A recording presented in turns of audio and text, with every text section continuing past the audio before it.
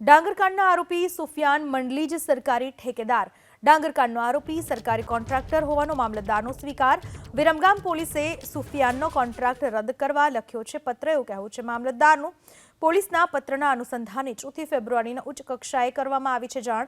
Police ફરિયાદ બાદ મામલતદાર કચેરી તરફથી કરાય છે જાણ। અન્ન અને નાગરિક પુરવઠા નિગમને જાણ કર્યાનો મામલતદારનો દાવો। ઉચ્ચ કચેરી તરફથી સુફિયાન મંડલીના કોન્ટ્રાક્ટ અંગે નિર્ણય કરવામાં આવશે।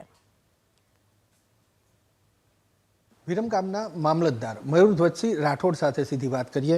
સાહેબ, 31મી ડિસેમ્બરે આપે જ જે ફરિયાદ નોંધાવી કે ટેકાના ભાવે જે ડાંગર ખરીદાય એમાં સગે વગે થયા, એમાં એક આરોપી છે સુફિયાન મંડલી, અને એ સુફિયાન મંડલી સરકારી ઇજારેદાર તરીકે પણ હજી યથાવત।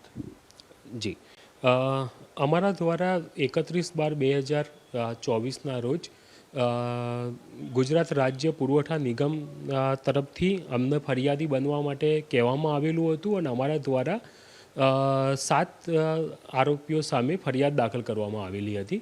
એમાંના એક આરોપી છે જે અત્યારે હાલ અહીંયા નિગમમાં જ ડોર સ્ટેપ ડિલિવરી કોન્ટ્રાક્ટ માટેનો એમના જોડે કોન્ટ્રાક્ટ છે, જે અંગે અમારા દ્વારા ફરિયાદ દાખલ કરાયા બાદ તે ફરિયાદની નકલ ઉપરી કચેરીમાં મોકલી આપવામાં આવેલી છે, તથા હમણાં જ અઠવાડિયા પહેલાં police inspector Shri Viramgam town દ્વારા અત્રે એક પત્ર લખી અને હજી પણ આમનો કોન્ટ્રાક્ટ સુફિયાન મંડલીનો કોન્ટ્રાક્ટ ચાલતો હોવા અંગેની જે રજૂઆત કરવામાં આવેલી છે, જે અત્રેથી વડી કચેરી ખાતે મોકલી આપવામાં આવેલી છે, અને એના ઉપર કાર્યવાહી વડી કચેરીમાં હાલ પેન્ડિંગ છે। પોલીસે શું લખીને આપ્યું છે? આ કોન્ટ્રાક્ટ માહિતી માગી છે કે કોન્ટ્રાક્ટ બંધ થવો જોઈએ એવું, અને કઈ તારીખે લખીને આપ્યું?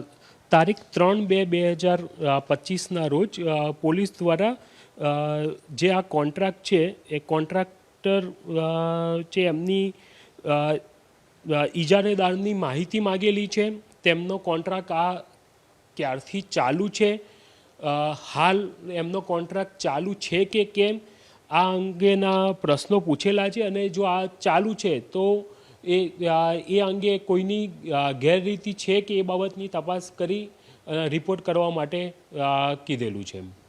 સાહેબ, આપે ઉપર લખ્યું એટલે અન્ન અને નાગરિક પુરવઠા નિગમમાં લખ્યું કે આપ બીજી કોઈ? જી, અત્રેથી નાયબ જિલ્લા મેનેજર શ્રી ગ્રેડ 2 ગુજરાત રાજ્ય નાગરિક પુરવઠા નિગમ લિમિટેડની જે અમદાવાદ ખાતેની નિગમની જે કચેરી છે ત્યાં અમારા દ્વારા તારીખ 4/2/2025ના રોજ પત્ર લખી અને જાણ કરવામાં આવી।